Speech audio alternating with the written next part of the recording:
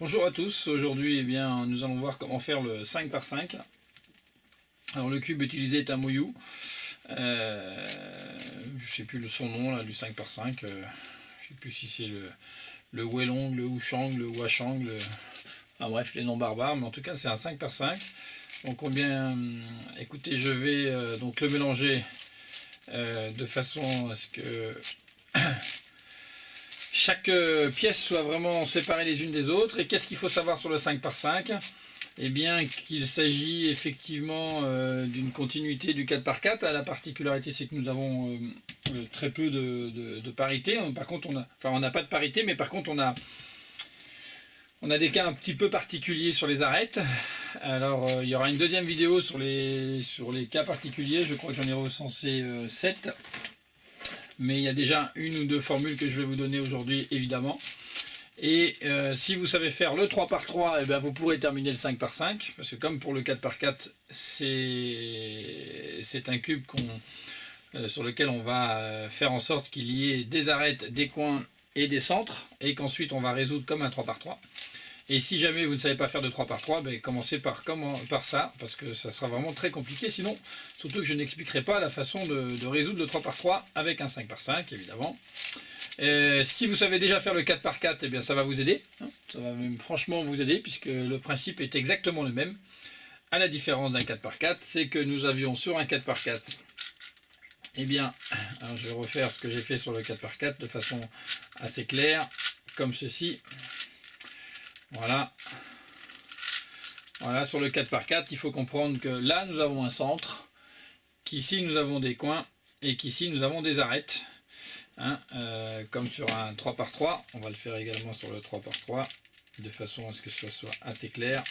Vous voyez, là, nous avons le 3 par 3, le centre, le 4 par 4, le centre. Les coins, évidemment, ne changent pas, et les arêtes, là, il y en a deux. Et bien sûr, un 5 par 5, alors là, je l'ai défait, j'aurais peut-être dû le faire avant, mais le centre, eh bien c'est un 3 par 3, vous voyez, 3, 3 et 3, ça va former le centre. Ensuite nous avons eh bien ici les arêtes, les arêtes sont donc de 3 pièces et non plus 2, et les coins toujours un seul point, ça change pas, on ne peut pas diviser les coins évidemment. Donc voilà pour le 5 par 5. Allez, c'est parti pour la première partie. La première partie, eh bien on va faire exactement comme un 4 par 4. Il va falloir faire d'abord une face puis une autre. L'avantage maintenant avec le 5 par 5, c'est que le centre ici, eh bien comme sur un 3 par 3, ne bouge pas. Voilà, sur un 3 par 3 ici ça ne bouge pas. Contrairement au 4 par 4, vous savez que le centre est mobile. Et bien là, le 5 par 5, on retrouve la même situation qu'un 3 par 3. Donc là, vous avez les centres qui sont indiqués, vous ne pouvez pas vous tromper. Tendance à commencer, alors il y a plusieurs solutions. La première, eh bien, c'est de... Il n'y a pas de formule au départ, c'est beaucoup de bon sens. On va venir se placer donc les blancs autour du centre ici. Alors où on fait par colonne de 3, je vais vous faire voir par exemple pour les blancs sur une colonne des 3. Comme le 4 par 4, on va utiliser le côté latéral ici en mettant la face à gauche ou à droite. Et ensuite on n'aura plus qu'à mettre vous voyez, les 3 ensemble. Donc là je vais faire la même chose ici. 1, 2, le troisième est ici. Je vais donc m'en servir, vous voyez, ici, comme ceci, voilà, et venir le mettre sur la partie centrale. Et là, on vient de former le centre blanc. Alors, la petite difficulté, c'est que, voilà, encore une fois, il faut faire le centre, et maintenant, il ne faut pas défaire. Donc là, on a le jaune ici, et là, ce qu'on va essayer de faire, c'est ramener sur le côté, alors jaune, blanc à gauche, jaune à droite, et on va essayer de ramener au centre ici les pièces dont on a besoin pour éviter de détruire. Vous voyez, pendant que je bouge au centre là, je risque rien du tout sur les côtés, évidemment. Donc là, je vais donc déplacer le centre jaune ici. Vous voyez que quand je suis comme ceci, si jamais je bouge, je défais le centre blanc. Vous voyez. Donc quand je fais ce mouvement là, eh j'ai plus qu'à faire pivoter dans l'autre sens, ce qui fait qu'ici j'ai pu placer ma barrette et revenir mettre le blanc. Ici j'ai un blanc qui va me servir, donc je vais le déplacer, vous voyez, je le déplace sur le côté latéral ici. Je sors le blanc ici, enfin le jaune pardon. Et là j'ai donc mon jaune à droite, mon blanc à gauche, et je peux maintenant travailler avec les 3 pièces jaunes dans ce sens là, sans risquer d'abîmer ce que j'ai déjà construit. Donc là nous avons évidemment les deux pièces à mettre ensemble. On fait pivoter la troisième, on risque rien sur les parts du milieu. Et là comme ceci, voyez, si je me mets comme ça et que je mets le jaune ici, ben, je détruis le blanc. Donc comme pour le 4x4, on s'aligne sur une couleur identique. On vient pivoter, on fait tourner comme ceci et on place. Là, volontairement, je ne donne pas de formule. Je veux vraiment que vous suiviez le même chemin que moi, c'est-à-dire que vous appreniez à faire le cube avec de la réflexion sur cette partie-là. Voilà, plus que des formules. Il y a la deuxième méthode, on va le voir sur la partie latérale. C'est plutôt que de faire des parties de 3. On assemble par 2. Vous voyez ici, là, il y a déjà 2. Et vous allez voir que c'est souvent le cas. Ici, par exemple, si j'assemble le centre et un coin, là ça se retrouve par 2, vous voyez là ça m'a permis d'en faire de joindre à 4, et là j'en ai encore un autre ici qui est par 2, et là j'ai tout de suite ma part de 3.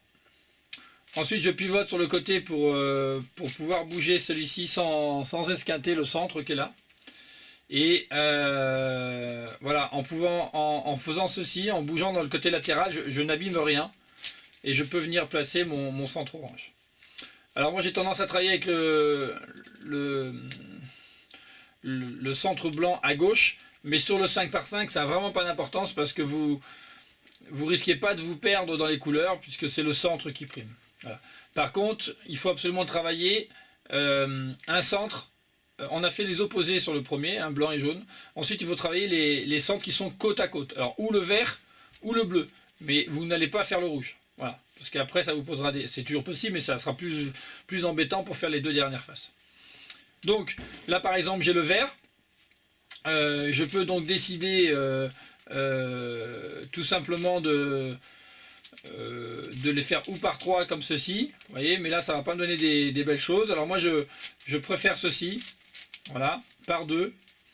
Ça me permet voilà, d'assembler ici. Je trouve ça un peu plus sympa. Et ici...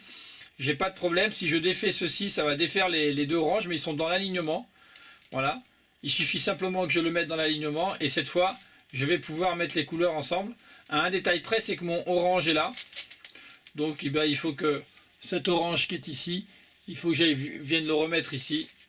Je pivote, simplement en décalant. Comment j'ai fait là, je vous remonte cette partie-là. Vous voyez, ça m'a décalé un peu l'orange. Donc en fait, il est ici. Eh bien je viens le mettre jusqu'à sa place, je le pivote, et quand je remets tout en place, eh bien je récupère la position orange et vert. C'est très important sur ces gros cubes là au départ de travailler et de comprendre comment marche le mécanisme. Sur les deux dernières faces, le bleu est ici et le rouge est là, vous cherchez à en faire une, et quand vous en aurez fait une, eh bien vous aurez forcément fait la deuxième. Voilà. Donc là on fait la même chose.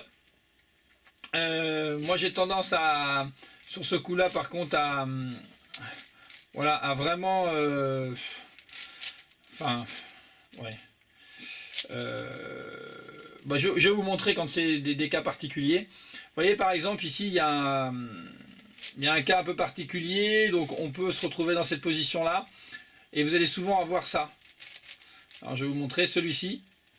Voilà, quand il est au centre là, eh bien il faut se mettre dans cette position. C'est-à-dire mettre les deux, alors celui-là en bas à gauche, alors on pourrait aussi le faire en bas à droite, hein, évidemment. Là en bas à gauche, et dans ce cas-là, le rouge est là. Et s'il était en bas à droite, évidemment, il faudrait le mettre ici. Alors je vais vous faire voir les deux à la limite. Mais quand on est dans cette position-là pour terminer le cube, eh bien on décale d'un cran ici. Donc c'est un L prime. U, L, U, L prime, U, L. Voilà.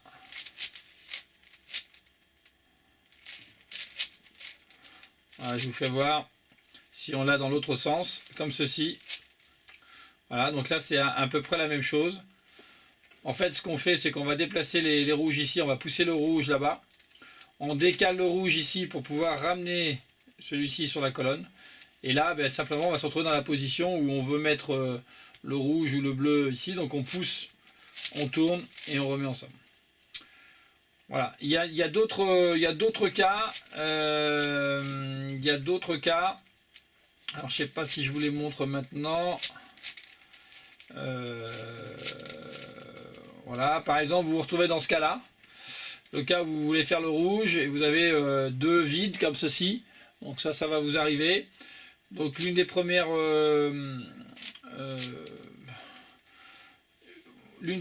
options que je trouve intéressante, c'est celle-ci. Vous voyez, on se met dans cette position là, voilà, toujours voilà, comme ceci, et en fait on vient récupérer celui-ci, puis ensuite on tourne et on récupère le deuxième.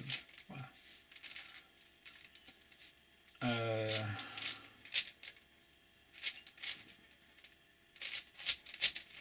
Voilà. Donc voyez, on est dans cette position là, ils sont un peu opposés, donc je connais pas la formule, je fais un peu par réflexe maintenant. Voilà, donc ça va être L', U, L, U2, L', U, L. Et voici un autre cas qu'on n'a pas vu, celui où on est avec un seul comme ça. Alors la formule c'est celle-ci, c'est L, U, là on prend le L central, ouais. On fait U', L', U, et on remet les centres. Vous voyez, donc je peux vous le faire voir encore une fois. Voilà, comme ceci. Donc là on les met, en fait on met en face les deux qui correspondent. Ça pourrait très bien être comme ça. Et donc je vais le faire dans l'autre côté. Il pourrait très bien se trouver comme ça d'ailleurs. C'est exactement pareil. Le principe est le même. Alors je préfère plutôt que vous expliquiez la formule, enfin même si je vais la marquer, mais il vaut mieux le comprendre d'une façon générale. Qu'est-ce qu'on fait? On vient mettre le bleu à la place de celui qu'on veut remplacer. Donc vous voyez par exemple quand il est là, tout à l'heure il était à droite, maintenant il est là, donc là je viens de mettre ici. Ensuite je pivote donc pour sortir cette colonne qui vient d'être formée. Et là ici il n'y avait pas de colonne, c'est celle-ci dont on avait besoin. On vient de la former, donc là on vient la mettre sur le côté et on vient la protéger. Voilà. Du coup on remet ça dans le premier sens, ce qui nous permet de reformer une deuxième colonne qu'on n'avait pas tout à l'heure. Et là si on les remet ensemble et qu'on remonte, c'est vraiment terminé. Donc ça c'est vraiment quelque chose qui est important à comprendre, je pense. Vous voyez par exemple si je l'ai en bas, je peux faire la même chose en bas. Là je fais comme ceci, et je prends la partie du haut ici que je viens placer en bas, là où je dois la remplacer. Je pivote, donc c'est la colonne que je viens de fermer, alors à gauche ou à droite. Là sur le coup ça n'a pas d'importance. Donc là par exemple je la mets à droite, je la sécurise, je remets dans le sens pour pouvoir récupérer celui-ci, et là bien pour pouvoir les mettre ensemble ça fait ceci. Donc ça nous sert beaucoup et c'est très utile aussi pour le 6x6 ou le 7x7, mais en l'occurrence pour le 5x5, voilà, c'est vraiment une formule. Vous voyez, je ne donne pas forcément la formule complète, là même si je vous l'ai donné sur la partie gauche au départ, c'est vraiment quelque chose qu'il faut comprendre. Voilà donc pour la première partie du 5x5 pardon, et donc les centres du 5x5.